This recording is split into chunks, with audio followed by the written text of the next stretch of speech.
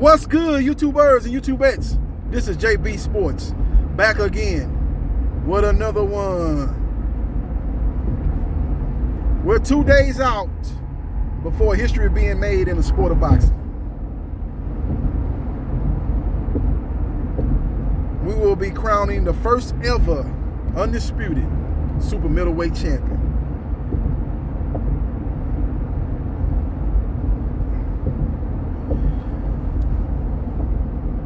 Now you got unified champion who holds titles in the WBC, WBA, and WBO. Saul Canelo Alvarez.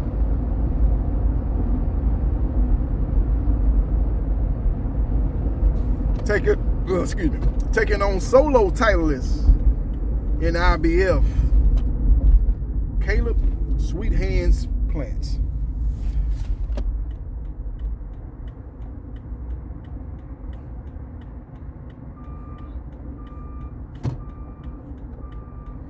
And both fighters will be looking to become the very first undisputed super middleweight champion.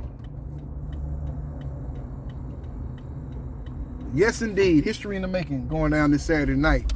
Now, the fight's going to take place in the MGM Grand Arena, Las Vegas, Nevada, aka Sin City. The fight will be on Showtime pay-per-view. 2021 is finishing real strong in the sport of boxing. We got a lot of great fights coming up. It started off with the Anthony Joshua-Alexander Usyk fight that took place September 25th. 2 weeks later, we had Tyson Fury, Deontay Wilder 3. And the train keeps coming down that track. Train keeps going down that track, and now we're looking at Canelo Alvarez versus Caleb Plant. Now, Saul Canelo Alvarez is viewed by a lot of people, a lot of boxing pundits, a lot of boxing analysts, a lot of boxing fans as the face of boxing.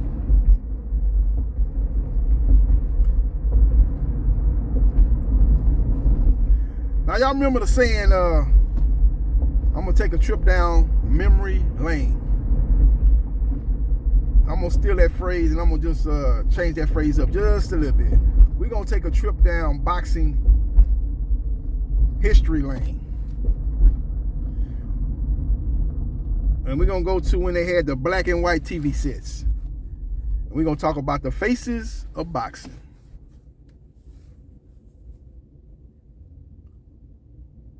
Who was the face of boxing in that particular era? First of all, we're gonna start off with Joe Louis. He was the face of boxing. And then Sugar Ray Robinson came and took that torch from him, and he became the face of boxing. And then Rocky Marciano came along and took that torch from him, and he became the face of boxing. And then Sonny Liston came along and took that torch from him, and he became the face of boxing. And then Cassius Clay took that torch from him in the ring. That's the difference from him taking that torch and the other ones that I mentioned taking the torch. He actually took that torch in the ring from Sonny Liston. As he took Sonny Liston behind the woodshed, Sonny Liston got his hat brought to him and got schooled in that fight as Cassius Clay shook up the world and became the youngest heavyweight champion and also the face of boxing. Shortly after that, he changed his name to Muhammad Ali, and he was the face of boxing. And then Sugar Ray Leonard came along and took that torch from him, and he became the face of boxing. And then Mike Tyson came along and took that torch from him, and he became the face of boxing.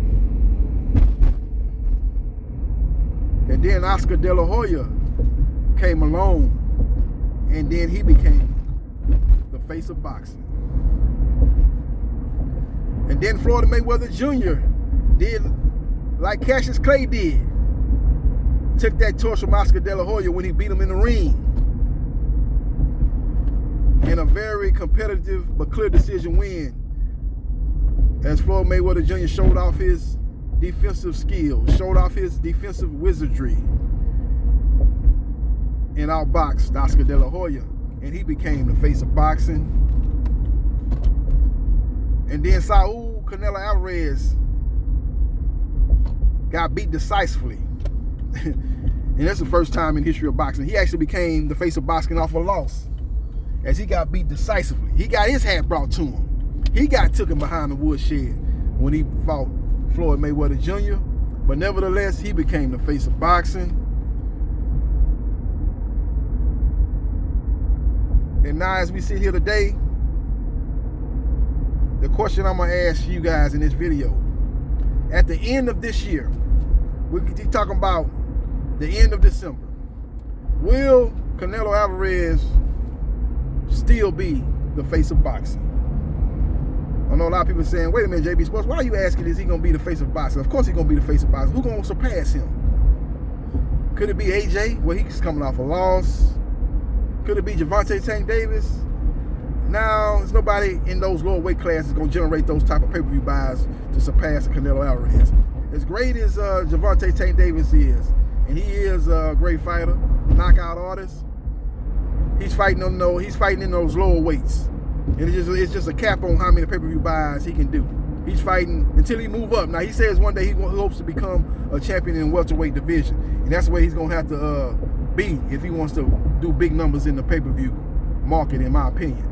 Don't get me wrong, I think he is a pay-per-view star. You know, he's doing 200,000 pay-per-view buys, and who has done that in the history of boxing in 140 pounds and below? Nobody. And my Keith Sweat voice. Nobody has done those type of numbers. You know, maybe, you might can say 140 and below, maybe Arturo got it. Floyd Mayweather Jr. They did, 300,000 pay-per-view buys? But that's it. I think Barrera, Morales, they fought at the lower weights. And I don't know how many pay-per-view buys they did. I would say they probably did in the same neighborhood of what Gervonta is doing with the Leo Santa Cruz fight and Mario Barrios fight. So those numbers are very comparable. But it's very small group of people that's putting up the numbers that Gervonta is putting up in the weight class that he's fighting at. But with that being said, he's not going to pass Canelo Alvarez anytime soon. Now, when you talk about Canelo Alvarez, he hasn't done a pay-per-view fight in a minute. Actually been 3 years. Now, I know he's been doing a little bit of the pay-per-view on DAZN, but it's kind of hard to gauge those numbers because a lot of those numbers he's doing is on the app. It's just that he was doing the DAZN app and he was doing the DAZN pay-per-view because a lot of his Latino fan base don't be watching fights on the app. They rather watch the fight on the TV, flat screen, invite a lot of family and friends over, and have a big party around Canelo Alvarez's fight. So he's been fighting on the DAZN pay-per-view, but again, the DAZN haven't been reaching. The DAZN, they don't release their numbers. They don't release their subscription numbers, and they haven't been releasing their pay-per-view numbers for the Canelo fights. With all that being said, the reason why I asked that question, will he still be the face of boxing, is one YouTube sensation. One guy that's 5-0 with 4 knockouts, and in his last 2 fights has been on pay-per-view, has put on some strong numbers, that being Jake Paul, the biggest troll in the world. Now, he fought Ben Askren on the Trill app. That app costs $29.99 for a fight versus a retired, off-the-couch MMA fighter in Ben Askren. That fight did $1.5 million buys according to Jake. Now, I don't know if those numbers are actually the real numbers, but I haven't seen anybody come out and dispute those numbers. So I'm just going to go off of what Jake said. Now, you put $29.99 and you done $1.5 million pay-per-view buys. That's going to generate $45 million. Now, he left Triller and went over there to Showtime pay-per-view, where he's currently at right now.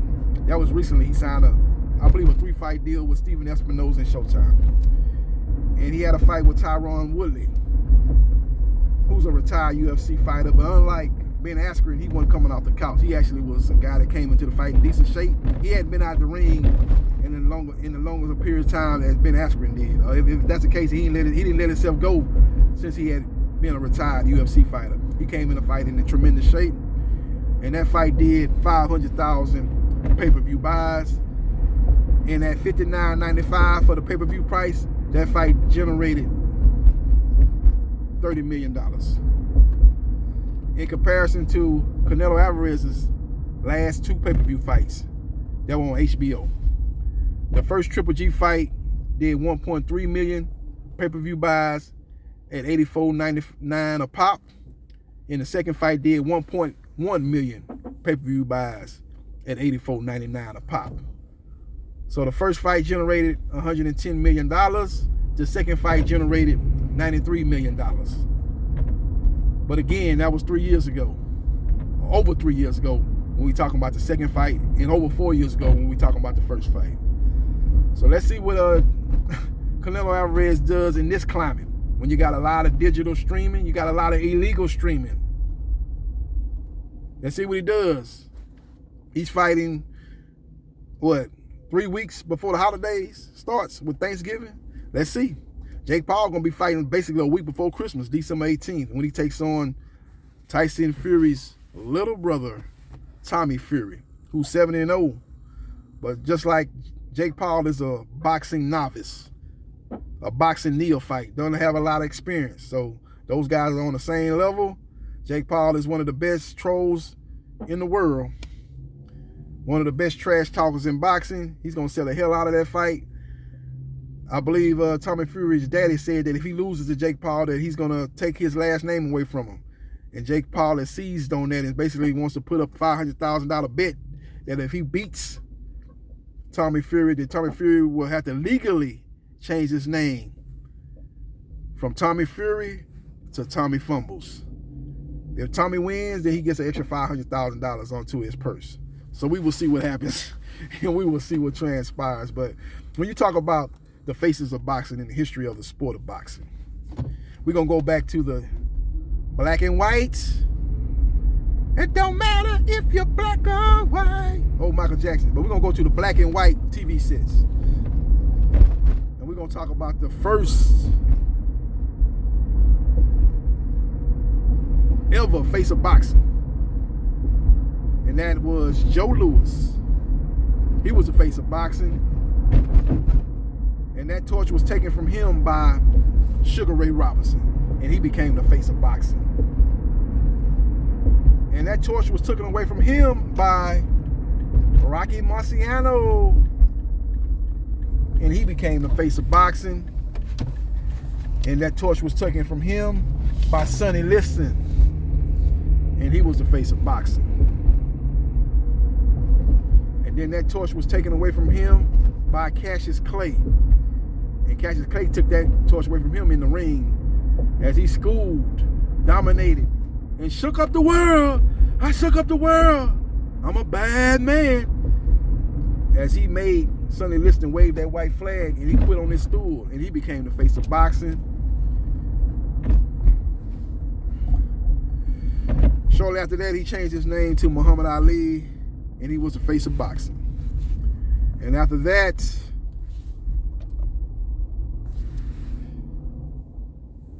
Sugar Ray Leonard took the torch from Muhammad Ali and he became the face of boxing. And then Mike Tyson took that torch from Sugar Ray Leonard and he became the face of boxing. And then Oscar De La Hoya took that torch from him and he became the face of boxing. And that was history right there because he was the first Latino to become the face of boxing. And then Floyd Mayweather Jr. took that torch from him.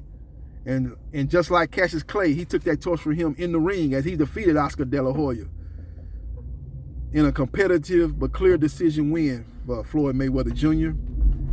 As he was able to show his defensive skills, his defensive wizardry, and basically disarm and dismantle Oscar De La Hoya and become the face of boxing.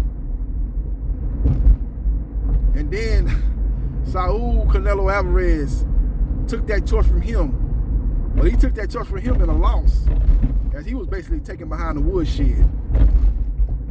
Canelo got his hat brought to him in that fight with Floyd Mayweather Jr. He got dominated and almost stopped in that fight. But he gained a lot of experience, took a lot from that fight, implemented a lot of things that Floyd Mayweather had in his toolbox, and became a much improved fighter. And he became the face of boxing. But will a YouTube sensation, a social media troll, king of the trolls when you talk about social media, Jake Paul, take that torch from Canelo Alvarez and become the face of boxing? Well, we will find out at the end of 2021 when we see the numbers that Jake Paul and Tommy Fury do, comparison to the numbers that Canelo Alvarez and Caleb Plant does. We will see what happens and we will see what transpires. Now I know Paul versus Fury pay-per-view price will be cheaper than Canelo versus Plant. I know that. So we're going to have to take all that into account when we look at the numbers. But we still got to look at the pay-per-view numbers and we got to look at the gate. Now, Canelo Alvarez's fight with Caleb Plant is very close to being a sellout. I think somebody said in the press conference yesterday that it was just a few tickets remaining before that fight becoming a sellout. So Jake Paul and Tommy Fury fight, I don't know if the tickets have went on sale for that fight. I don't know that for a fact, but it'll be interesting to see if that fight sells out. And if it does sell out, does it sell out well in advance of the fight? Because like I said, we here 2 days out before Canelo takes on Plant, and the fight has not sold out yet. I don't care how close it is. I don't care if we're like 100 tickets away from being sold out. It still hasn't sold out yet. And Jake Paul and Tommy Fury, if they sell out well in advance of their fight on December 18th, that'll be a feather in their cap when talking about who is the face of boxing. That'll be a feather in Jake Paul's cap when we're discussing and debating who is the face of boxing. We will see what happens and we will see what transpires, but very, very, very interesting. Now, I want to further break down this fight between Canelo Alvarez I want to further break down this fight between Canelo Alvarez and Caleb Plant. You know, I think Canelo Alvarez is a guy that's a very, very smart fighter, high boxing IQ. And I also think that Caleb Plant is a very smart fighter, and he has a high boxing IQ. But will the atmosphere get to Caleb Plant? Will never being in a fight of this magnitude get to Caleb Plant? Caleb Plant strikes me as the type of person that is not going to shrink in this moment. I think he's going to be ready to go. And I think if he can come out like he came out in the Mike Lee fight. Now, Mike Lee and Canelo Alvarez are two different fighters, two different levels. But in that fight, man, I thought that was the best performance that Caleb Plant put on since I've been watching him. Great performance. Dropped the guy multiple times. That guy, Mike Lee, was coming down from 175 pounds.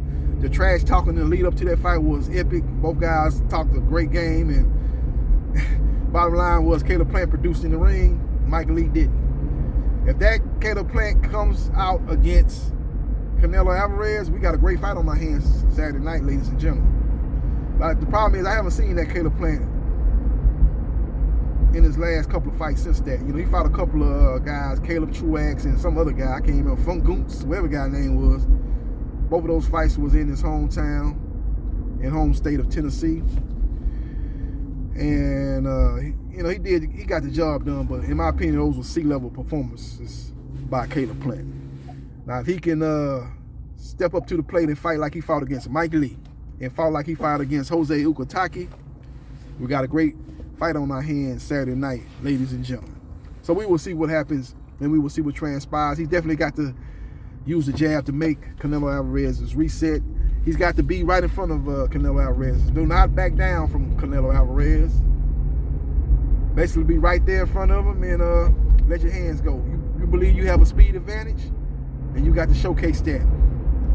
And you got to use the left jab and use the right hand to tame Canelo Alvarez.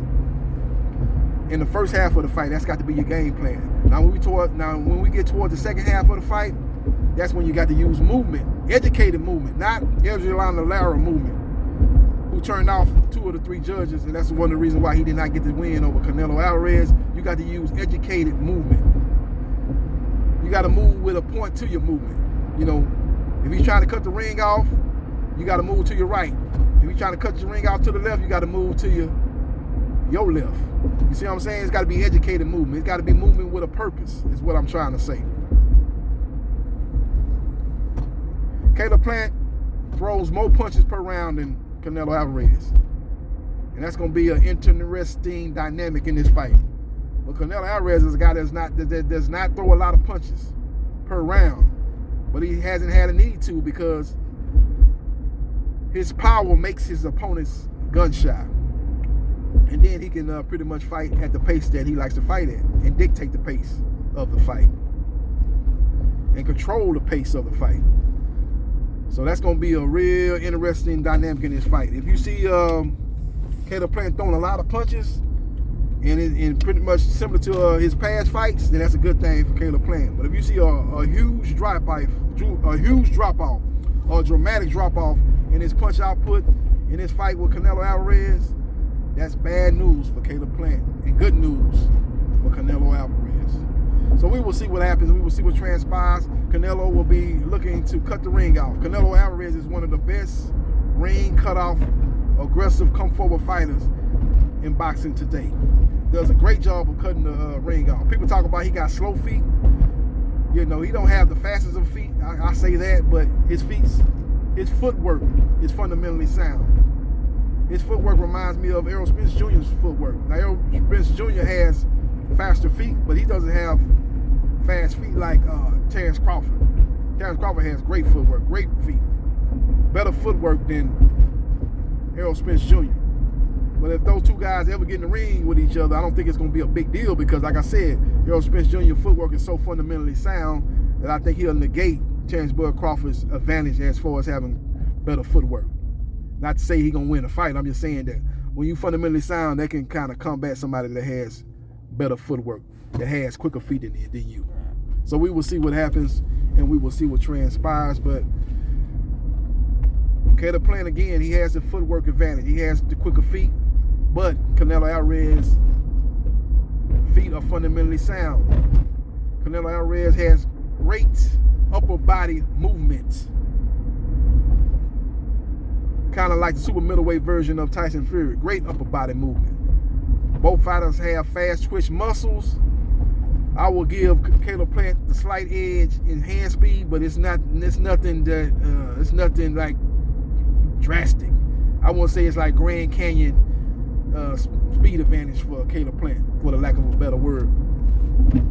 I think he does have the hand speed, but it's like when Manny Pacquiao fought Floyd Mayweather Jr. Manny Pacquiao had faster hands than Floyd Mayweather Jr., but it wasn't like Grand Canyon type of difference between the two hand speeds. And I look at that in the same regard as Caleb Plant and Canelo Alvarez. Canelo Alvarez is a power puncher, make no mistake about it, but he's also a good boxer. He knows how to set traps for you, and he knows how to go from defense to offense. And Caleb Plant cannot have stamina issues in this fight. I saw it in the Jose Ukutaki fight. In the second half of that fight, he ate a lot of punches, and I did not like how he reacted to those punches. If he gets caught in the same scenario with Canelo Alvarez, he will get stopped in the championship rounds of that fight, ladies and gentlemen.